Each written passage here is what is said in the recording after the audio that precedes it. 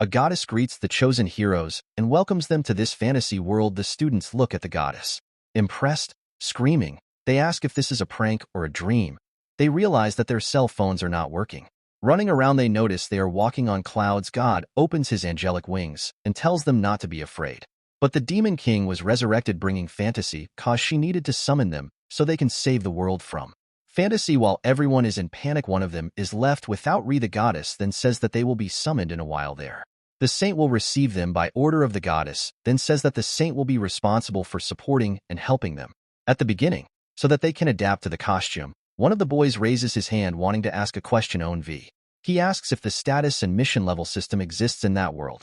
The goddess confirms it, and the boy is happy then.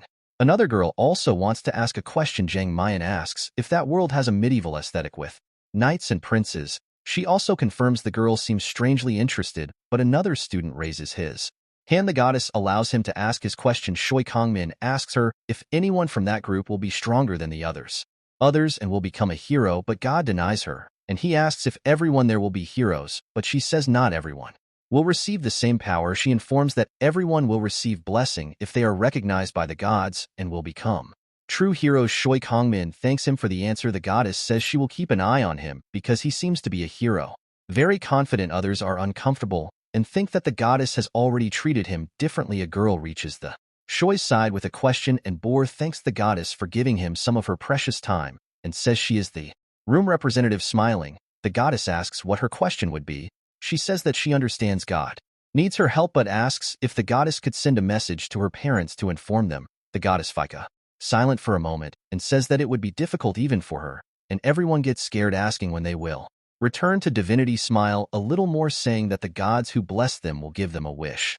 When they defeat the demon king, everyone starts saying they want to ask the goddess questions, so they raise their hands, wanting to ask more questions. She answered everyone's questions calmly until there were none left. The deity asks if their questions are over. None of them seem to have any more questions, but one of them from the back raises her hand a little shyly. The goddess asks what her question is about, but then the boy says it's not a question, but rather a request to be sent back to Earth. The beautiful goddess looks at him a little suspiciously, and she accepts that his wish will be fulfilled when he defeats the demon king. The protagonist is left without grace and then says to do it now because he has no intention of being a hero. The goddess remains silent, and he asks her if it's really possible to return to Earth, and she says yes, but first she wants to ask him a question, because he would want to turn his back on a world with countless lives in danger, just because he wants to get back to his life normal. And then he questions how he could save the world if his parents are worried about their son, and let's stay silent. Watching at this moment, the divinity stops smiling. He approaches and asks what his name is. He responds to be Kingon So, and the goddess puts her hand on his face. She looks at the others and asks if there is anyone else who doesn't want to become a hero, and she says to ask humbly now, as she won't force anything on the protagonist. Is shocked to realize that there is no one else besides him. A portal appears behind the protagonist. The deity asks for him to leave since this place is not worthy for him. The others ask him to tell his parents that are they okay? Several people ask, and the protagonist insults everyone from Malucos while thinking that he will warn their parents. He goes through the portal thinking he will be the first to return, facing a forest. He says we'll meet again on Earth. He gets confused, wondering if that is really Earth, and a red paw stomps behind him. Kingon So looks back smiling, wondering if that is a wanderer, and asks for permission. He thinks that should have noticed before looking at several wolf men growling or watching, with one of them carrying a elf on the arm who immediately starts to let out moans of pain. Our protagonist thinks that the goddess was just a disgrace who kidnapped students to solve her problems, and she's probably not a goddess. Man dog licks its lips and salivates and shouts that now it will have fresh meat, and runs towards the protagonist. As he runs screaming in fear in a city called Prolonga, a light falls from the sky directly being in the temple, and the students from before appear within time. Someone greets them like heroes from another dimension. A girl welcomes them. She smiles at them, accompanied by a knight, while they call her beauty, and behind her they see a boy who they believe to be a prince. The girl introduces herself as the saint who received orders from the goddess, and the boy next to her comes forward, greeting him, and says it's an honor to meet them, and says he's the prince of the kingdom. Sword Master, his name is Su Sword Master. The girls are excited seeing the prince. Noticing something, the saint asks where the princess is, and the housekeeper is embarrassed, and a girl opens the temple doors and says that ended up drinking and falling asleep. The saint recognizes her as the eternal princess and says that she didn't need to tell him the first time. The princess trips and falls on the floor, and everyone watches her fall. She scratches her head, saying that the floor is slippery since. She says she has never fallen before. The others look at her with a dark expression, and they admit that she is very cute, and she is. Confused, the saint introduces herself as the princess of the Armazim kingdom and says that she will support them with magic.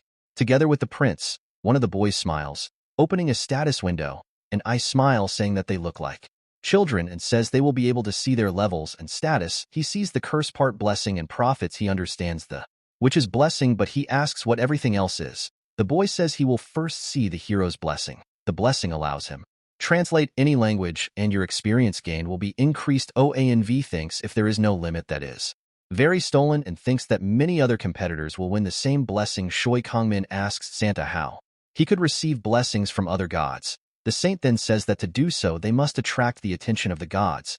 Ava's system tells them that a god watches their bodies with a wicked smile. This notification appears for each of them.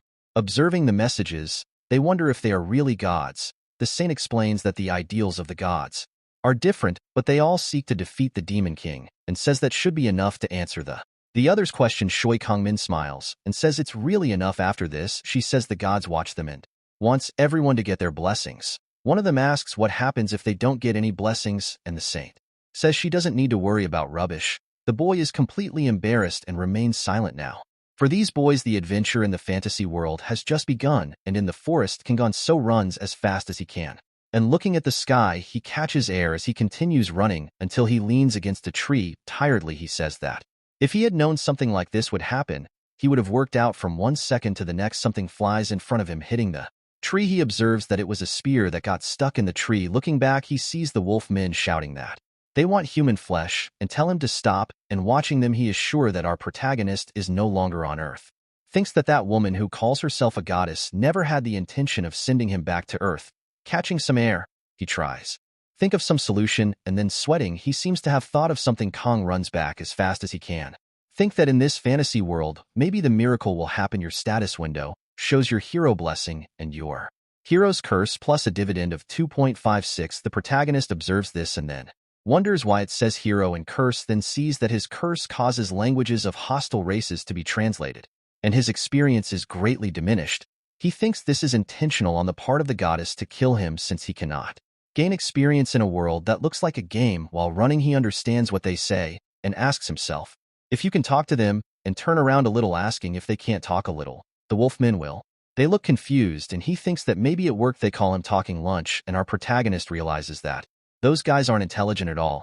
He starts to stop running and says he can't run. The wolfmen anymore approach him, and he apologizes to his parents for going before them and blames the goddess, but suddenly something screams and he opens his eyes confused, and hearing this, he takes an arrow in the leg. The boy looks at the arrow scared and sees several fairies with bow and arrow looking at him. They say something, but he can't understand, and cursing, he wonders what it is that the wolf men say. They are fairies on top of the trees, and the protagonist does not understand. The elves beasts say they are going to eat the elves, and the protagonist thinks he needs to escape with this opportunity. He leans against a tree and wonders what to do now. He asks if he should pray to God, and does so with a face of pain and discomfort, holding the arrow in your leg.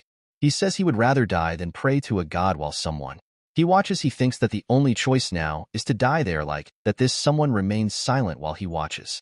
The system warns him that there is a god watching him. He wonders if he should pray, and while watching the monsters, he says it's better not to say that all this is the goddess's fault. So why should he pray now like this instead of pray to a god? King Gonzo chose to die. A god observes the arrow in the protagonist's leg, and the system warns him he doesn't know what that is, but he cries and asks for help, realizing that when he hears his strange voice, his body becomes moved faster than his mind. The god asks why he is alone, and the protagonist thinks for a moment. He closes his eyes, thinking that it was because of a goddess who kidnapped him, being apprehensive about telling the truth to divinity. Gets confused, and our hero thinks that this thing is probably also a god and is definitely a friend of the goddess. Then he screams in pain, asking to be saved first, as he is hurting so much that maybe he will die next. System warns him that the god is confused, while the protagonist asks if any god could help him. Kong is confused, and the system warns that the god mumbled that there is no other god around. Again, the system warns that The god murmurs that there are no other gods around, and the protagonist asks if he is excluded. The god asks what he is. Excluded, and the protagonist thinks he said too much. The protagonist thinks about how to explain what is excluded. Kong thinks that an excluded person can be someone without a social group, or really without anyone, and maybe they are cursed by. Explain this, but what if he manages to reverse this in his favor? Sweating, he says that an excluded refers to a mobo. He is alone in the forest and the god is impressed. The god says he liked the meaning of the word excluded and the protagonist celebrates that it worked. The divinity puts his hands on his waist and states that it is a shield, and the protagonist wonders if this will really work. The protagonist smiles a little disconcerted and asks to be saved by favor, but the god asks if he is also excluded, and the protagonist watching asks what he is talking about. Asking why would one think that he is a great son, and that he is only alone because his friends are terrible. He is the complete opposite of an outcast. Smiling awkwardly, he says yes, he is an outcast. He says it is because that's why his friends were teleported to the temple, and he ended up there alone, and to get revenge he needed let go of pride and identity.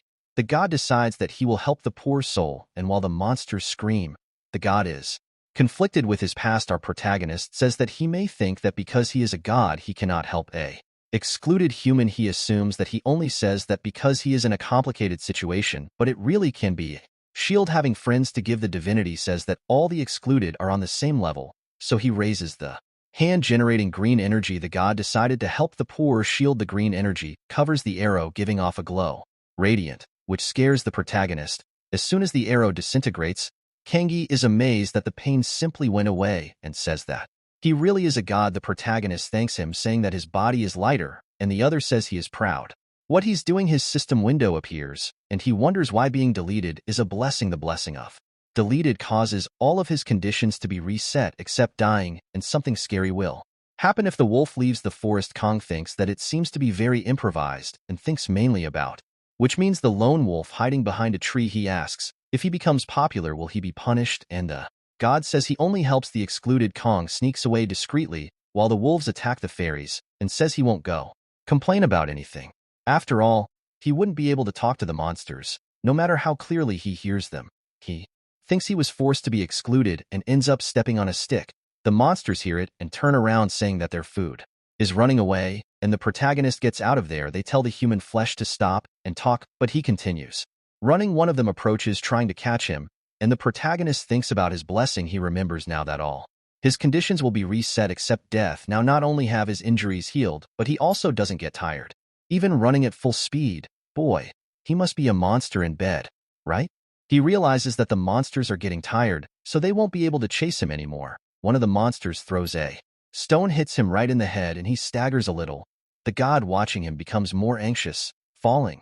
Monsters get ready to catch him, but he steps on the ground, getting up again and running at high speed with a smile. Naughty, scaring the monsters. The deity watches, smiling, and he says that this ability is incredible and that he doesn't. He's just saying this to inflate his ego. He says that it wasn't just the bruises and tiredness that disappeared, but he is also strangely calm. Kong thinks out loud that maybe he would bite his tongue if he got caught, but thinks that maybe he won't succeed. God tells him not to die doing this, and Kangon so thanks him, thinking that he won't die, if not all at once. He reaches the edge of a cliff and asks if he is going to die when he jumps off, and the god gives congratulations on him. Thinking about that, the protagonist thinks that the god is a loaf of bread, and at least the monsters have wings. Find him saying that he won't be able to run anymore, and thinks that while he is dealing with the god, he also has a cliff in front of him and monsters behind him. He stays silent, thinking about what he can do, and turns around with his fist closed, telling them to pay attention, and says, "Who will find a way for everyone there to eat, since there are a lot of empty stomachs." He exclaims that that taking it first will give you a wonderful part of your body. He says that instead of dividing it, he proposes that whoever catches him first will receive a beautiful part of his body. The monsters laugh and drool, and everyone goes after him. Pushing off the cliff, each one holds a part of the protagonist, arguing which one will be the first to prove the protagonist's flesh, with everyone else jumping along and climbing on top of the protagonist. He thinks that these guys really love human flesh. Holding one of their shoulders, he admits he doesn't hate his obsession. Pulling to fall together from the cliff, several of them begin to fall, and the protagonist laughs as they ask if he is crazy. The protagonist hugs them, laughing as they fall. Kong can't stop laughing while the others they say he's completely crazy. Then everyone falls to the floor, and the protagonist slowly opens his eyes. He sees the other monsters on top of the cliff, and thinks that at least he didn't die on top of the bodies of the monsters. He admits feeling his body being crushed, remembering his blessing and saying it was just imagination. God says that the shield is probably right, but one of the bodies points a sword at the protagonist called Lunch, and he realizes that one of them is still alive. He sees the Estes of the monster with a broken jaw and is impressed by the name Blue Moon Butcher, and says that because of his level 3, it must have been the reason he survived the fall. While picking up a stone, he says that the level normally increases with experience. Lifting the stone says that enemies of higher level are those that give more experience. The saint explains that blessings and levels are the two things that allow you to become stronger. It says that you can increase your level by receiving experience from monsters that have status windows or receiving blessings from gods, while some pay attention and others find Shokongmin boring. She keeps praying in her mind, saying that she is the talented person that everyone is looking for. She also explains that the gods will always be the ones watching, and a girl raises her with a question, and Bora asks if the gods will watch them all day, and the saint confirms, complimenting by asking if even in intimate moments, and the saint says there are no exceptions. Leaving, the boys and girls are scared, but the saint says not to judge the gods as humans since they are not even human. The girl is still scared, and the gods say she is not interested in seeing this. The god of the wind says he is not nothing different from the wind, and Bora is still suspicious. So Jiang Mayan says that it's obvious, but at least they will give blessings to those most interesting. She makes a mischievous face, while the gods of evil and evil wind agree with her. Jiang is suddenly scared by a pink light, and looking at her status, she sees a new blessing. Celebrating having received Charm's blessing, then the boys suddenly feel something strange, smelling a smell. They wonder what that has to do with the destruction of the Demon King. She says she has no respect other than her, and the knights also tremble smelling the smell. Jiang makes a sexy pose, saying that the charm skill increases her chance to attract the opposite sex. The saint tells the heroine to stop using her ability, which she accepts.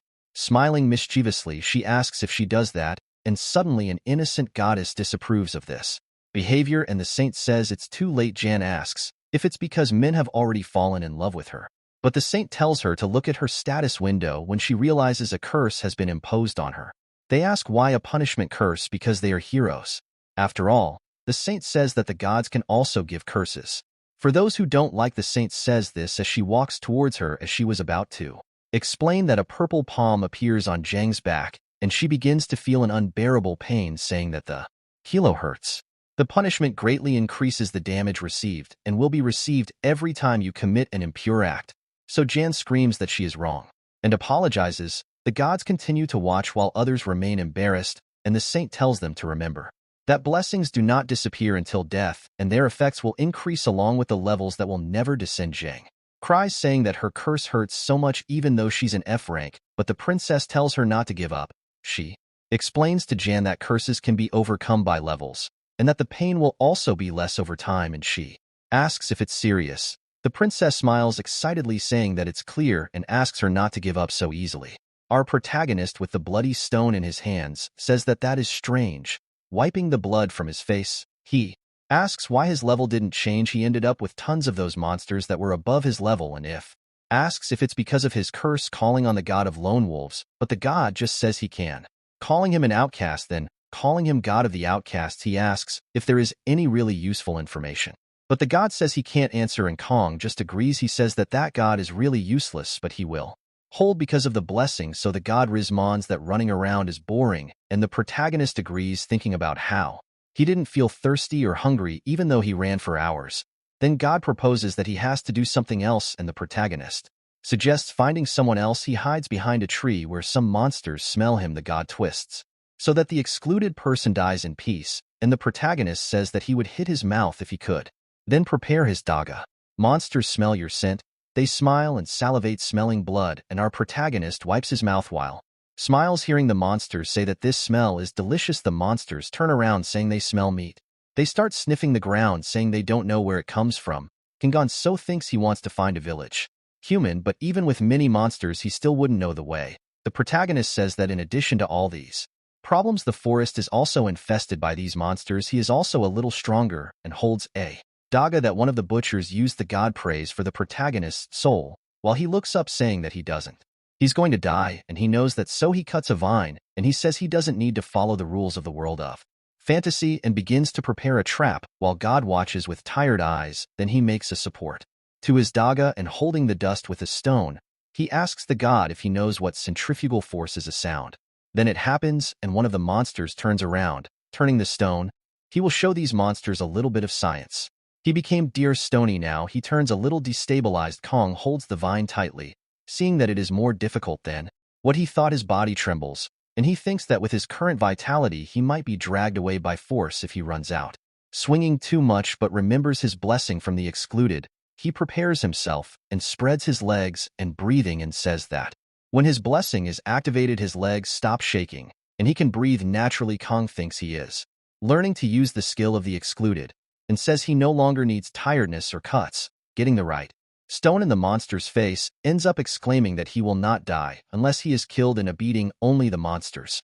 They say it hurts as he hits them one by one and keeps fighting on the brink of death, but the monsters keep advancing and throwing rocks. Getting hit by rocks, he says they are trying to tire him and that they are smarter than he thought. A little dazed, the monsters took the opportunity to attack him, and when he was about to be attacked and caught, Kong smiled maliciously, then counterattacks with his rock, saying that these tricks won't work. He sighs after defeating all the God assumes that he has raised expectations for him, and the protagonist calls him stingy. He says to someone who is still alive, stop moving if you don't want to be hurt. With a scary look he asks where humans live, but says, which is a useless question since he can easily lie. The monster watches in fear, realizing he can talk, then points and shouts that it's in that direction, and the protagonist thinks he can confirm with another hyena. Later the protagonist asks what species he is, and the monster asks if he is stupid. Our hero threatens the monster, who reveals that he is a gnoll and will reveal everything if he spares him. With a fake and innocent smile, he thanks you for telling him so. Hits the rock on his head, saying goodbye. With a little goodbye, he really says it wouldn't hurt if answered truthfully, but never said he would spare the god. So he tells Kong that the monster is a gnoll, and he responds that he already discovered this, saying that wildebeests looked cuter in games. The deity says that a wildebeest calf is cute, and the protagonist thanks him for the useless information, but he asks why after killing so many of them he still doesn't leveled up. Meanwhile, in the temple, the prince says that training starts tomorrow. The prince will teach swordsmanship and the princess is going to teach magic, and says they can choose which one interests them most. Shoiperg asks if she can learn both, and the prince confirms, saying that he can give up if they are too difficult, and he says he won't give up, and the prince believes in him. OANV. He asks if it's okay not to participate in any classes, and the prince says he can do as he prefers, but then he asks if he can leave the temple whenever he wants. The prince says yes, while Shoi smiles at him, and ANV says he has no more questions and gives a smile back to Shoi. A god immature guy shows interest in ANV in his room. He thinks training is just a bonus for those who don't have skills.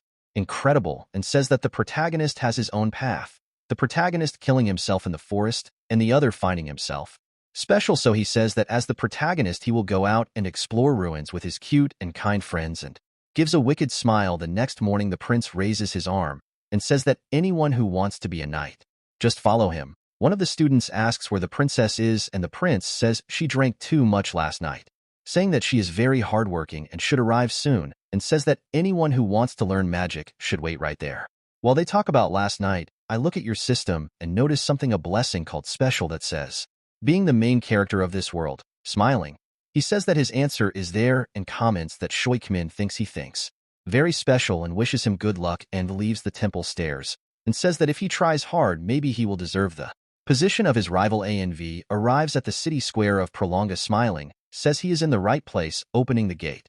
Mercenaries Guild. He says that this is where his fantasy story begins, and everyone there hears him say that, but someone recognizes that he is new there. The receptionist asks what brings him to the Mercenaries Guild. Confidently he says, who came to register as a mercenary. Anval says that the initial route for any protagonist is to register so as not to get into trouble, but someone calls him, and he turns around hearing someone say that a newbie like him must be fine, anxious, and a red-haired girl tells him to shut up and go back to his hometown, saying that she has already seen several boys like him. They register, and then Dianval thinks that is the buff of the protagonist of his blessing. He is expensive, and the girl asks if he heard her, thinking that that beautiful mercenary is a princess or a high-ranking noblewoman. Disguised position. He smiles, saying that it must be his destiny as protagonist, and that it must be the effect of his blessing. Anval says he doesn't want to go back, and the girl about to complain is interrupted as soon as he tells her to accompany him, since she is so worried. Smiling, while asking her not to judge just by her appearance, saying that she has experienced this several times before, and asks him if it is wrong. She smiles snobbishly at him and admits it, that he discovered her, and he gets all excited thinking he's special. Then he says he can't say much, but that it's a chosen, and the girl is confused. He smiles, blushing, thinking he would never be able to talk to a beauty like that on Earth, but there he is, a hero who will save the world. Meanwhile, the immature god is dying laughing. Questioning her, she asks how these chosen skills accumulate, and he says that she will see the protagonist buff. The receptionist remains static in place without saying anything. In the forest, other defeated monsters crawl on the ground. One of them says that the village is in the west and that it is far away. Kong turns his stone, and the monster says that he is strong and that he cannot lies to strong meat. He thanks him for the information, while punching the monster on the ground, saying that these guys are really honest, and that with their ignorance it is easy to identify lies. The protagonist says that the village human is to the west and doesn't know the distance, but confirmed with several Knoll during the fights he ended up killing several GNS, and overnight he became an experienced hunter. He smiles, pulling his stone, saying this is some kind of secret talent. The god observes him, and he smiles with satisfaction, saying that he would never have learned to fight so quickly if it weren't for his blessing. But then he wonders how far he still has to go and says he needs to meeting other people. The god mumbles, saying he feels sorry for him, and the protagonist is a little sullen, question if he really wants to see him dead. The deity says he doesn't care what happens, and Kong calls him insensitive. He hears a sudden sound and turns around. A Knoll advances towards him, calling meat. Aner pulls his daga, and in a backward thrust he pierces the monster, but they arrive eager for human flesh, and he says that it doesn't matter how many he made, always appears more and more, preparing for an attack. He cuts both GN at once, saying that it's very strange, and you wonder why you can't level up even though you've killed so many monsters. Restless, the protagonist begins to hear voices of friendly races that he cannot understand and asks if they are the fairies of Aints. He decides to approach carefully so as not to receive another arrow without warning from behind a tree. Observes and sees a group of 3 people, 2 swordsmen and an archer. The archer notices their presence, firing an arrow in the tree where he hides. He watches the arrow with a scared look. They try to say something to the protagonist, and he says he's just looking for a village. Kong remembers that they can't communicate and says, who are the first humans he encounters. He decides to hide his daga. The warrior asks him something he doesn't understands, but Kong bends down, kneeling and surrendering with his hands up, saying he is against violence. He knows that it doesn't make any difference to say this, but still body language can also be used to communicate. Sweating cold, he realizes he can't communicate, but he thinks he should at least try. The group can talk about something he doesn't understands. The archer raises his crossbow and says something apparently threatening. He covers his head, asking to wait, saying that it's a good thing and that it won't hurt anyone. Can go on, so starts walking with the group. They try to say something that he doesn't understand. The girl says the protagonist's name and something insensitive, and he asks what it would be in a friendly way. The 2 talk to the protagonist, but he doesn't understand anything other than his name. The biggest one says something that the protagonist agrees, and he says he managed to tell them his name, but he no longer understands anything they say. Feeling relieved to have found friendly people, he no longer has to worry so much about running into monsters. The god sulks and says they are probably stronger than someone level 1 like him. The deity says he doesn't look anything like the loner. Our protagonist just agrees, and the god whimpers, asking so he doesn't speak so coldly to him. Kong laughs, saying that it's normal to be more casual with someone you're close to, and the god tells him not to act like they are close. He says he has met people, but he can only talk to this one god. From body language, he discovered that the big guy's name is Guri. He assumes that Guri is the leader of the group and admires the huge sword he carries, admitting that this must be the standard of this world. He observes the muscles of Gu and wonders how strong he is, which makes the god laugh, saying that he obviously doesn't compare to a god after all. They are mere humans. The other swordsman calls, coming to his side and hugging him, saying something and laughing. His name is Call. Call is a fit and strong guy who laughs often and seems to wear swords in each hand. The girl call her, she says something, but he, calling her Misa, says he didn't understand anything. Misa is a long-distance warrior, and from the weapon she uses he believes she probably fights people. She points into the distance and he looks, seeing 2 signs of white smoke. Our protagonist thinks that if it isn't fire in the forest, it must be chimneys, and says that he finally found places where other humans live. The god mentions that he is not acting like an outcast, and the protagonist Moxley asks for forgiveness from the deity. Looks at him with disgust. Kong admits that he is pretending just to get out of this forest. Everyone else is on alert with a sudden sound, and Kong is confused until several genus monsters run towards him. They growl and drool in the direction of the group. Group gets ready and says something that it is not possible to understand, shouting something to Kingonso, and he just laughs saying that. There are many. He doesn't see many from the cliff, and thinks they were waiting for an ambush, but Gu and Call advance towards the protagonist. They stand in front of him saying something and, protecting Guri, he attacks the GNS with his giant sword. Call jumps over Gu. While the Nus call them meet, they give a command to separate. While Call attacks them from top to bottom and hits one of them who screams, the two stand side by side protecting the behind each other while several Nus surround him. They say it hurts too much and shout to wait until the meet get tired, but one of them receives an arrow in the forehead and screams loudly. Kong watches Misa reloading her bow and she soon Mira again. The monsters say that small meat is dangerous, and the one who received the arrow tells the others, "Don't get closer." Misa pulls out another arrow and weapons her crossbow until one of them shouts her name and she looks back. Seeing a huge gnoll approaching to attack, Call shouts something worried, but before the attack hits, Kong stops him. God is uncomfortable and Kong asks him to let it go since humans are social animals. The gnoll growls with hatred, and Kong says he needs to help these people. While the gnoll goes on the attack, he dodges the attack with a insane speed, sticking the dagger right into the gnoll's jaw, and the god says that it's not his problem. The gnolls say that the weak flesh is actually strong, and the protagonist says that that is also true, but that they are coming together.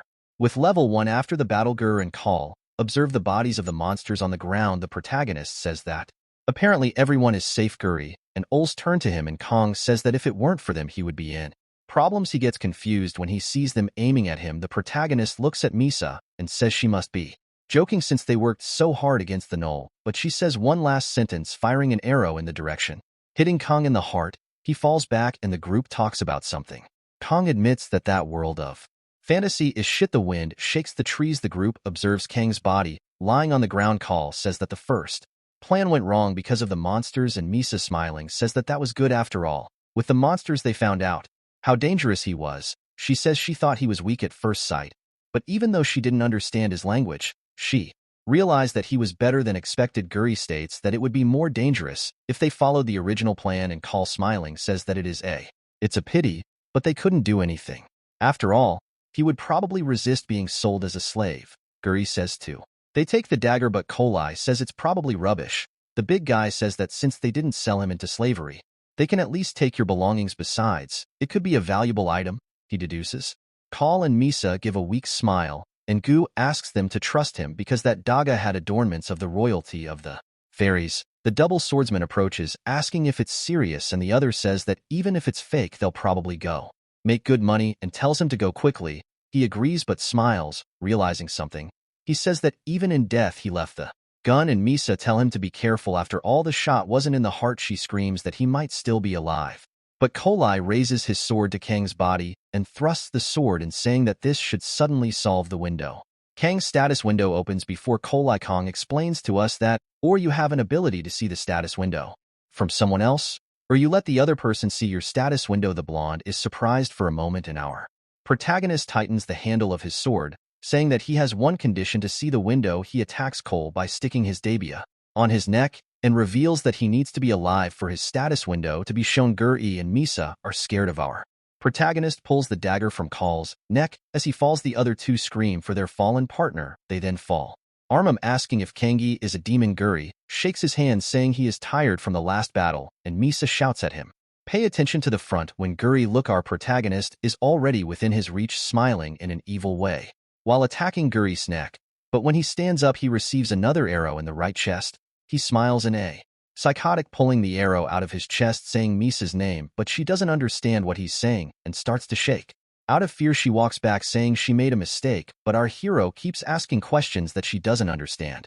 With a scary expression while holding the arrow, he makes her more scared by asking her please. She falls into the ground crying and asking for forgiveness, begging to spare his life. He looks at her with a serious look and says something that she doesn't understand. She smiles, terrified, asking what he is saying, asking a monster like him to forgive. Kong takes off her clothes and says that it hurt a lot, and that she really used something so lethal on a simple human. He puts on Misa's clothes, saying they are uncomfortable, and God laughs, saying he respects his hobby. Awkwardly, he says that this is not a hobby, and that her physique was the most similar to his, as the other two had heavy armor. Too much with the crossbow in his hand, He thinks he might be able to use it, and will take it with him. He says he doesn't know why. They tried to kill him, but in the last few seconds the status window appeared and disappeared, saying that she had a blessing. Even though she is not a heroine, he wonders if receiving blessings is something common in this world. The god says that doesn't care about this type of subject and asks where he's going, and our protagonist says that as planned he goes to the village, lifts a bag of money, saying that he even achieved something even without being able to communicate, and that this money will help when they arrive in the city. God reminds him not to forget what happened when he tried to stop being an outcast in the temple first. Apologizes for being late, being in front of the students. She starts explaining what magic is. She says that in the past there was no magic, while she explains some of them talk that if you apply calculations to a spell, you can become an archmage very quickly. A nerdy boy says he protected his purity for this reason, and another boy laughs, saying that he believes it wasn't on purpose. A nerdy girl says that magic is chemistry and will show atomic magic to all of them. The girl complains that they are disturbing the class, and the boy mocks, saying that she won't become an AR Magaga just because she knows the history of magic. Another boy agrees, Orta saying that she needs to have talent for this, and the girl is uncomfortable. The princess claps her hands to call the staff attention. She says that talent is really important, and how talent is what matters most when it comes to magic. The story about the founder of magic is also very necessary. Everyone is confused, wondering what the princess meant by this was repeating that in magic talent is the most important thing, and making a flame in her hand. She says that what decides this talent is your lineage and your educational connections, telling them to remember. Furthermore, she says that talent is natural from lineage and artificial from her education. Her name is Athena Armazan, and she is the descendant of the founder's third husband. She has both lineage and connections, and says that the heroes and her disciples will have high potential. And Bora raises his hand with a question, and the princess allows him to say the question is, if without education and lineage it is still possible to become a magician. The other students comment that that is a good thing. He asks, but it doesn't matter. The princess remains silent due to the commotion and then smiles excitedly, saying that it is possible. She takes Eubora's hand, saying that she will explain later, holds her hands and says that Eubora is a hero, and she agrees. The princess closes her eyes and says that from now on the heroine will be in a learning relationship with her, and Bora feels a magical breeze and a magic circle forms behind her and the princess that says that from now on she is Athena Armazim's first apprentice. The other students are impressed by falling backwards and ask her to do a magical oath. Closing her eyes slightly, she swears, making a strong light shine on her body, and Bora stays with her eyes closed after that, and when she opens them the princess congratulates her, saying that she is now a magician complete, and Bora is completely confused, asking what happened. The Eubora system shows that now she possesses the blessing of Han-Si magic, and the animated princess says that those who become apprentices earlier receive more talent, and Bora realizes that after they declared their learning relationship, Hank's blessing appeared, and the princess confirms that this is her talent. She concludes that if you don't have relatives or a master with the blessing of magic, it won't be possible to become a wizard. The princess says that's why talent is so important, and Bora understands. The princess closes her eyes and performs fire magic with her right hand, says that the founder who became a goddess of magic left blessing for her descendants and students by increasing the size of the fireball. She says an ordinary mage will use this magic easily, but with the blessing this is called white magic. The students are impressed, but it has something. The last thing to say is raise your left hand and shake a little, making a small purple one that floats over your hand. Strangely, her hand begins to shake as the flame increases until her gloves begin to deteriorate and her hands crack. They get scared, asking what is that. The princess shaking says she asked if talent was always necessary, wasn't it? And Bora puts his hand over his mouth, scared. The princess says that in reality, right hand is white magic with the blessing, and in the left hand is black magic without the blessing, until someone shouts, scaring the boys even more. One of the maids pulls her cheeks, reminding her of the rule of not using magic. Black, a priest, runs towards the princess, who says he only used it because it would be easier for the heroes. Understand. The maid then says that she will report it to the queen, and the princess apologizes, begging not to speak to her mother, while the priest heals her left hand, and Bora apologizes, feeling guilty for having done the asks, but the princess says that there is no problem with that, and is happy that they now understand the dangers of magic. Black. She recovers herself, and the students ask what black magic is, if it is an evil power, but the princess says it is not evil but a power of nature. Meanwhile, Kanganu arrives at the city. The guard says something and extends his hand. To him, he understands a little of what the guard means and hands over 4 silver coins that seem to be accepted. Gratefully walking through the city, Kong sees several people running, armed, thinking that it must be because of the forest and carnivorous plants. He finds the place indicated at the entrance and is grateful that the sign is a image. At night, he says that the money is great and that you can be friends with anyone even without being able to speak. God is uncomfortable, and the protagonist smiles slightly. Kong says he is uncomfortable too and asks, what gender is the god, making it even more uncomfortable? But Kong says he will think of the god as a man too. Protecting his own dignity, he then rubs his arm, trying to remove a stain of blood that won't come off. The god seems worried, and Kong questions him, but the system warns him that the god hides a secret in his heart. Until on the other side of the door, the protagonist hears someone talking and understands, getting scared, the voice talking with someone. He thanks the person and says that being the mayor, he will take care of things there. The protagonist and the god remain silent. He shouts that he is taking a shower and asks the person outside to wait. The person heard that he is not spoke the language but ignores it and says he understood. Kong gets dressed quickly. He takes his daga and says that someone he was with. He can talk. He is behind the door. He positions himself. As he walks, the fact he can understand what the person speaking can only mean one thing, that the person on the other side of the door is not human but rather a race hostile to person on the other side of the door. Imagined that he did not speak their language. The protagonist emphasizes in his mind that that thing behind the door is a race hostile to heroes and says it could be monsters like the nose or maybe demons. He sweatily looks at the door and then unlocks it. The god looks at him intensely while he is sitting on the bed and gives authorization for anyone outside to enter. He hides his daga behind himself. The person asks for permission. While opening the door, our protagonist stands still, watching, imagining what monster he will see, and says that he won't. It matters whether the race is friendly or hostile to the heroes. After all, they are all dangerous to him. But what matters is whether he can have a normal conversation with them. He asks what happened, and the man tells him not to worry. After all, he is the leader of this village, and he came to take a look at the traveler who doesn't know how to speak their language. Kong says that understood and wonders if he is a normal human or a monster in disguise, and notices that he looks very young. The man sees the status window and says that his name is very unique, making the protagonist feel embarrassed. He states that the protagonist should hide his status window, and he is surprised to learn that it is possible to hide. The old man says, who expected to be a used fairy, but he must be just a shaved leg from afar, and the protagonist sees that he looks disappointed. This village has a terrible history with fairies. It turns out that the gnomes who lost their homes to fairies went to human territory, and several people who lost their families ended up taking refuge there to reunite and take revenge. Protagonist with frustration saying that people don't even remember the past grudge, and most of the city are newbies. Now before the man goes, he has a question for the protagonist. He shows a potion and says that it has been a while since he ate the food with that paralysis potion, and then asks why it had no effect. The protagonist raises his hand.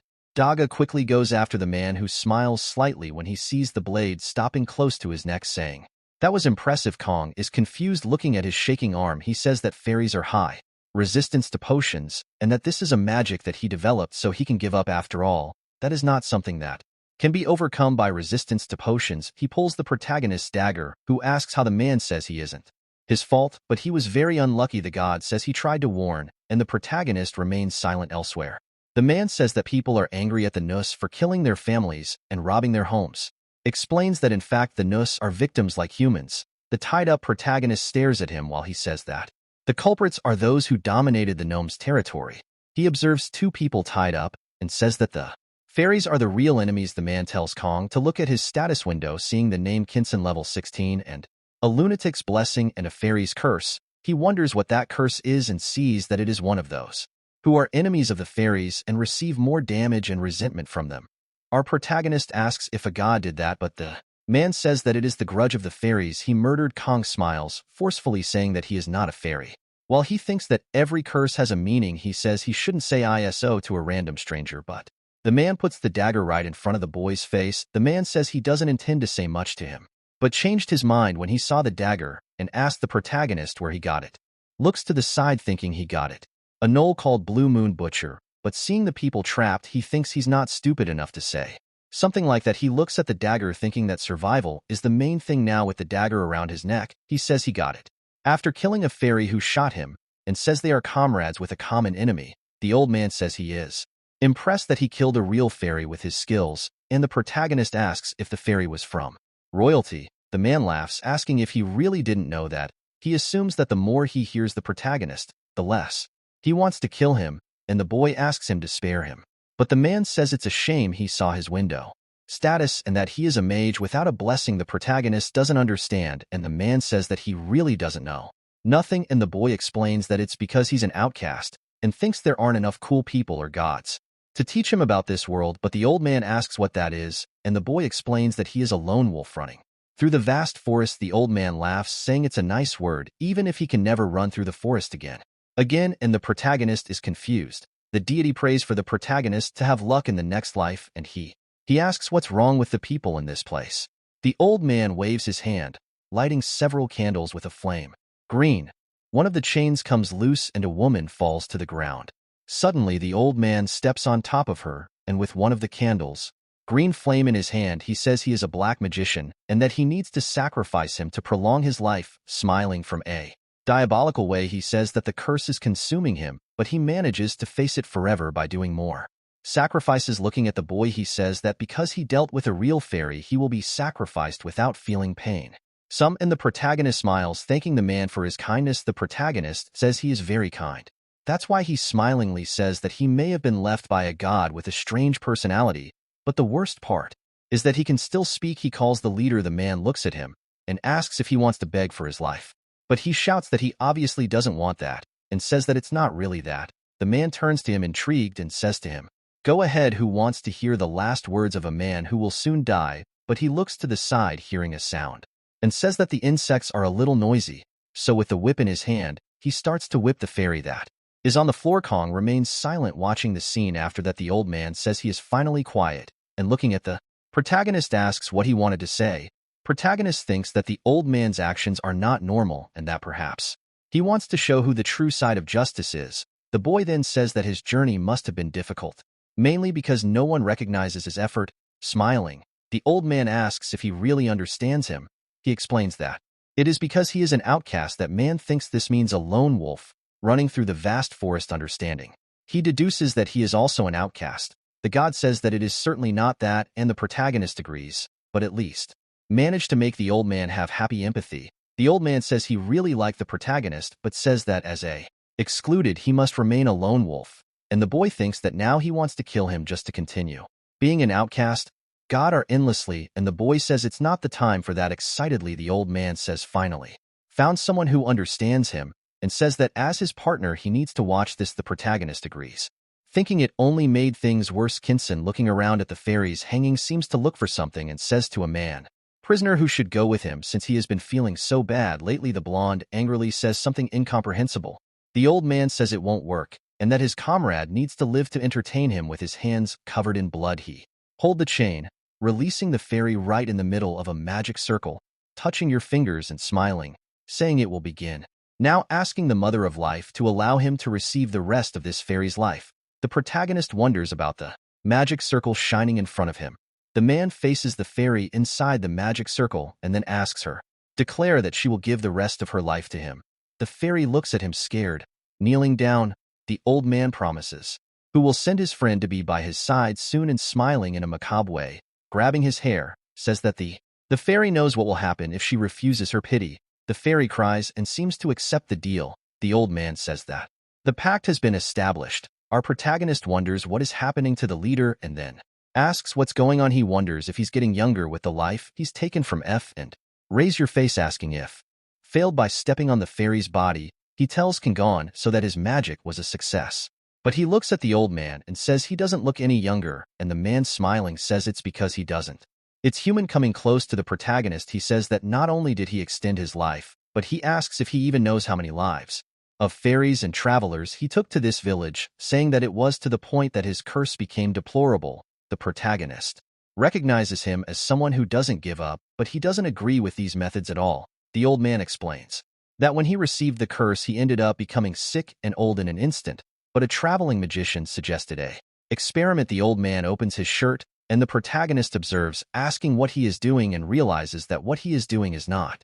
In the middle of his chest is a knoll, which the old man confirms by saying that he is actually a knoll. Confused, the boy asks if he is really a hybrid race, and the man shouts that he is the combination of a human and a gnoll, the two races that most hate fairies in this world, and with his gnoll body and human mind, he will have his glorious revenge. But the protagonist, he asks if he will do everything alone, and the old man says that it is more than enough, because his black magic is supreme, and that he will hunt the fairies with his own power. The boy assumes he is not a fairy, and the old man tells him not to worry about these small details, and then squeezes the protagonist's shoulder tightly, saying that because of you he discovered about his true identity as an outcast, and says he will never forget him, and as thanks he will make good use of his life. The protagonist begins to break out in a cold sweat, asking if he is still going to kill him. The excited man says yes, after all he is an outcast. Our protagonist becomes serious and frowns, thinking that a true outcast is very dangerous and that this is the moment of his destiny.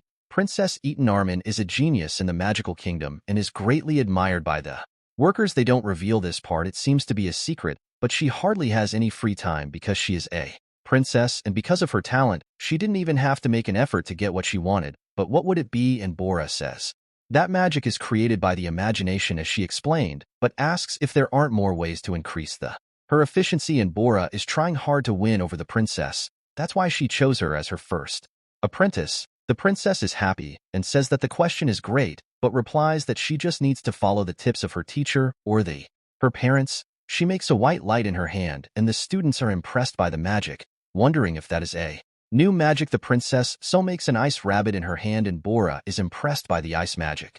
Armazim family received talents from their ancestors and were able to use fire magic in common with each generation, but it explains that his unique magic is ice and asks if they want to try, and brings his hands closer, trying, but he says no. Being successful, the boring princess says that she is not used to being a teacher. She explains that the more experience she gains, more will be for them, and asks if they understood, and Bora says yes and thanks them for the explanation.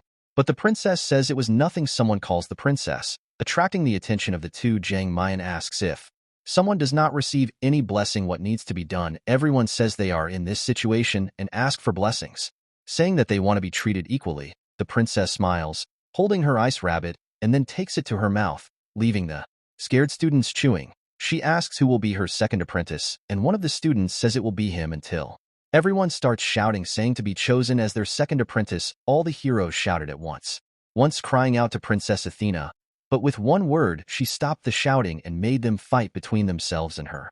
Says to let her know when they've decided, and asks if she did that on purpose, and with a face apparently normal, the princess asks what she meant by that, and says so only to leave aside. The princess says to finish the class now. The princess showed her ice bunny a unique magic that is only acquired after a lot of training, and asks him if it's like black magic. Scared, the princess ends up making a serious face, the heroine. He asks what happened, and the princess says that black magic is different from white magic because it is impossible to achieve good magic level practicing, since it requires a sacrifice each time you use it. Returning to Kong, he gets a worried expression, busy in the middle of the magic circle, and the old man calls his name, extending his hand and asking him verbally declare that you will give your life to him. Kong thinks that consensus and sacrifices is something important in magic.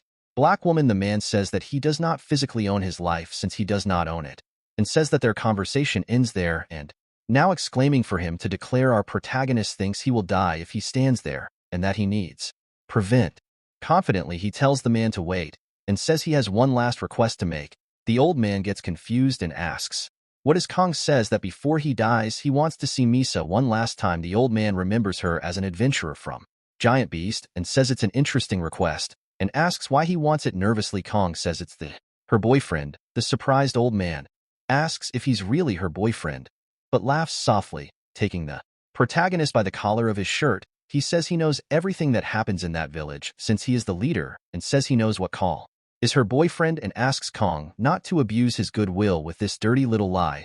The protagonist gets slightly irritated, thinking that he was already out of his mind, but the old man was still doing a good job. Kong smiles slightly, saying that he got something even better, stating that Kolai is Misa's ex. The old man doubts and asks if he is really her boyfriend, and asks for proof. Kong suggests that the old man smell him to find out. At the same time, he realizes that there really is no way the smell of Misa could be on his body without them being lovers, and he ends up apologizing. After all, he supposes that if Misa disappears, Guri and Kolai would be the suspects. Kong anew agrees, and thinks he doesn't believe that the old man planned all of this and that he is scary and incredible. The old man asks him. He asks if he doesn't have any other desires, and Kong says that if he survives, would like to be released until he finds Misa. The protagonist assumes that he cannot think absolutely anything other than that. The old man accepts and promises that he will fulfill his part. So Kong declares that it is a deal made. The old man puts his hands together, smiling. Excited mode and a pressure takes over his entire body. He feels immense pain, creaking in pain and cursing the man, remembering that he had said it wouldn't hurt at all, but he feels enormous pain in his body. The protagonist begins to feel bend down, and the old man wakes up saying that he will tell Misa that he went to a place very far from there, but smiling Kong says that this will not be possible as the Misa went to a very far place before he was surprised. The old man asked something, but before he finishes, Kong prepares a punch and hits him directly in the chin. The old man staggers in pain. Angry with the protagonist with his hand on his chin, he accuses Kong of having deceived him, but Kong says it was the old man. Who was it?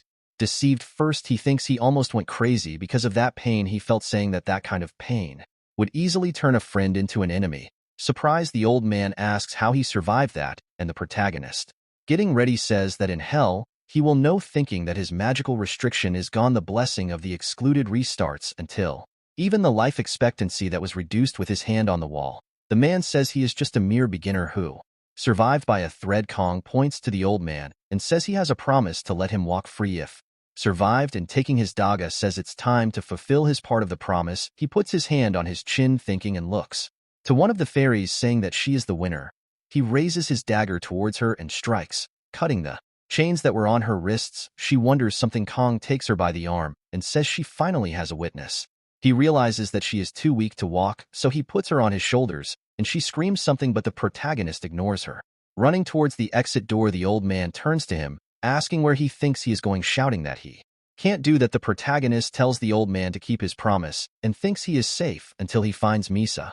But there is no way to find someone who has already died. With a frown, the old man remembers the promise and says that something like this promise can be annulled if he returns what was taken from him by releasing something black from his hand that ends up attaching itself to the protagonist. Kong thinks that really wasn't a bluff. The old man says he is disappointed as he should have just given up and had a death in pain. Kong asks if it's serious and thinks it's a little early to give up when suddenly the old man feels a weakness in the body, begins to spit blood from the mouth, and wonders what that is. He opens his eyes. His life begins to fade away, leave his body, and he screams in pain, falling to his knees on the floor, feeling his strength leaving. The protagonist look up and asks the old man what that is. They both look up, seeing a red glow, and Kong says that that is the strength of the old man abandoning him. The old man with the most wrinkled face says he cannot believe in what anyone would come out unharmed after stealing so many lives. He screams, asking the protagonist if he is some kind of vampire with an infinite life expectancy, asking what he is. Kong calmly thinks about what he is. God tells him to stop worrying. Finds so much, and Kong thinks that this God is already annoying him a lot, but then he decides and says he is the apostle of the excluded. The God is shaken with shame, and Kong is happy for that. The old cosp blood, and our protagonist says that if he defeats someone at level 16, he will gain a lot of experience. He decides to focus on getting out of there until he hears someone saying he won't forgive him. Kong is surprised and looks in the old man's direction. The knoll in his chest says he's going to kill him and that he destroyed his dream. And now for the protagonist's minced meat with a red aura around the old man's arm. He advances towards Kong, shouting that he is going to kill him, and the protagonist throws the fairy away from there. He ends up receiving an attack on the chest, making him kneel. While Noel says he knows he is impressed, he explains that power is the Noel swordsmanship, and that he was saving to hunt the fairies. The protagonist looks at the blood and says, "This is sad." The gnome is scared by the protagonist, asking how he is alive if the attack should have been fatal, and Kong says that it was really risky. The old man gives in his teeth, thinking that he is already without strength. He turns to run, but a hand holds his leg. Looking down, he sees Fadu assuring her and curses her while she says something. He shouts for her to let go, but our protagonist is already behind him, and when he sees it, the blade is already arriving and cuts off his head. The fairy is impressed to see it, but Kong knows he can't stop. After all, the gnome still has one more head. With a weak voice, he calls for his daughter, saying he can't take revenge, and then says he loves her, but Kong wants him to rest in peace and ends it. The god says this is a shame, and the protagonist agrees. He turns back putting his daga close to his shoulder. The fairies begin to loosen up and talk. The protagonist freed them and called the villagers, and even the militia came to examine the situation, and he was leaving as it seemed that the situation was almost resolved, but then they start shouting at him. He turns around smiling, and everyone looks at him with a serious and dark look, which makes him. Protagonist doesn't understand, but he says that was a moment ago, and now he's running, stopping at the edge of a cliff. He asks what those annoying fairies are saying, and at sunrise he looks down the cliff, thinking that one day he will catch them. He gets ready and jumps away from them all while claiming to hate this world of fantasies. Subscribe to the channel for more videos. See you next time. Bye bye.